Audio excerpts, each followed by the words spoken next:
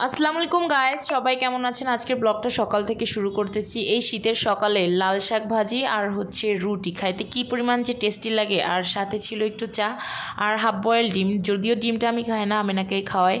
তো এই দিন বেসিক্যালি ছিল আমরা স্কুলে প্রোগ্রাম একটা। এটা ডিসেম্বর মাসে আমরা এই ভিডিওটা করা, বাট এডিট করছি অনেক লেট করে, কারণ এত স্টোরেজ ফুল হয়ে গেছিলো, মানে খালি করতেই পারতেছিলাম না। তো অ্যাকচুয়ালি এই দিনটা ছিল বেসিক্যালি 16ই ডিসেম্বর। তো এই দিন গেছিলাম আমরা স্কুলে, এতটা প্রিপারেশনও ছিল না, আর আমিও এতটা জানতাম না, হুট করে গেছি আর কি। তো এখানে সব স্যার ম্যামরা আর কি ছিল, আর এখানে ফার্স্ট অফ অল যেটা করলো সেটা পতাকা উত্তোলনটা আমাদের স্যার আমিনার স্যার হেড যে টিচার ছিল সে সেরে নিল। আর আমি যেহেতু আমি কন্টিনিউ ব্লগ করি, তা আমি কিছু ভিডিও ক্লিপ এখানে নিতেছিলাম।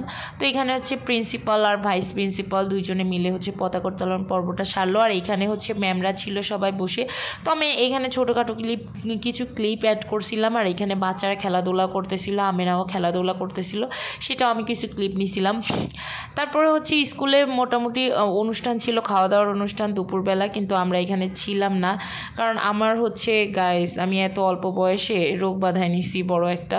তো যাই হোক, এখানে বাচ্চারা সবাই মিলে একটু ছবি টবি তুললো, আমি একটু ছোটো ছোটো ক্লিপ নিলাম। ওইখান থেকে আমি বের হয়ে গেলাম ডক্টরের কাছে, কারণ আমার ব্লাডে ইউরিক অ্যাসিড আছে, প্রতি 2 মাস পর এটা টেস্ট করা লাগে, বাড়ে নাকি কমে। এটা বেসিক্যালি আপনার ডায়াবেটিস প্রেশারের মতো কন্ট্রোলে রাখতে হয় খাবার খেয়ে দিয়ে।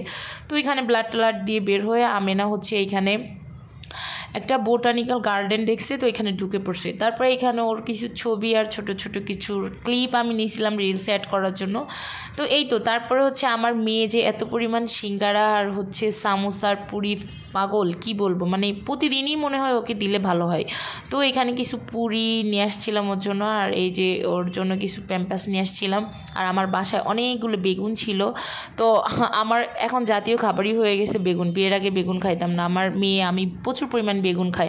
আর বিকালবেলা চা তো থাকতেই হবে, শীতের সময় 2-3 বেলা চা না থাকলে হবে না। তো বাসায় পাশের ফ্ল্যাটের ভাবিরা আসছিল, তাদের জন্য একটু চা করছিলাম। আমার কারোর বাসায় গেলে কেউ যদি বলে চা দিব, রং চা দিলে খুবই রাগ হয়, আর দুধ চা দিলে আমি অনেক হ্যাপি হয়ে যাই।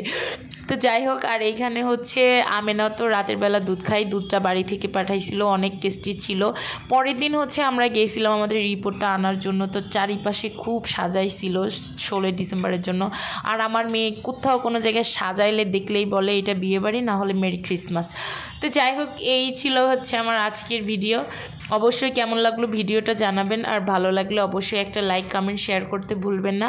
আজকের মতো এই পর্যন্ত, আপনাদের মাঝ থেকে বিদায় নিচ্ছি। সবাই ভালো থাকবেন, আল্লাহ হাফেজ।